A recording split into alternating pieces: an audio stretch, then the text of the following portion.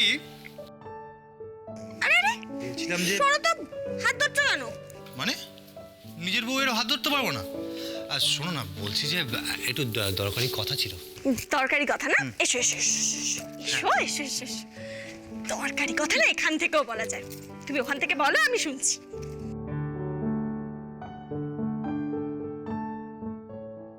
বলছিলাম যে আন্তাক্ষরী খেলবে? এই ভূত ভূত এবার না মাথা গরম হয়ে যাচ্ছে, জানো তো? সরো। বুঝতে পেরেছি। আজকাল আর আমার সঙ্গে সময় কাটাতে তোমার ভালোই লাগে না। একদম ইমোশনাল ব্ল্যাকমেল করবে না, হ্যাঁ? আমি এখন যাচ্ছি শেজির সাথে কথা বলতে। কালকে ডক্টর কি কি ডক্টর? ডক্টরের অ্যাপয়েন্টমেন্ট শেজদির জন্য।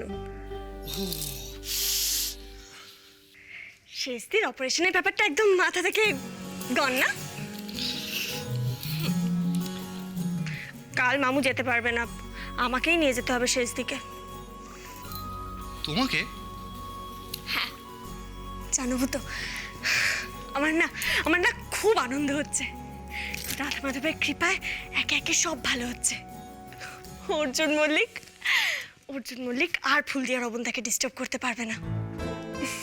দেখো দেখো শেষদের পাটাও ঠিক হয়ে যাবে, আমি জানি।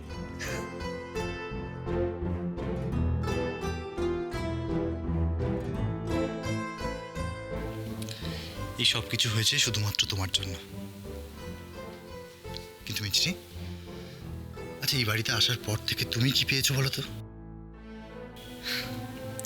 নিজেকে বাদ দিয়ে শুধু সবার কথা ভেবে গেলে তুমি। কোথায়? সবাই তো আমার নিজেরই লোক। কেউ খারাপ আছে, অসুখী আছে, সেটা দেখে আমি কি করে ভালো থাকতাম বলো তো?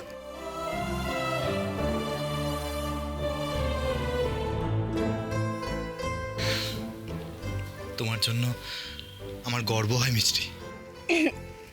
হয়েছে, এবার তুমি বলো তো, তুমি কালকে যাবে আমার আর শেষদির সাথে?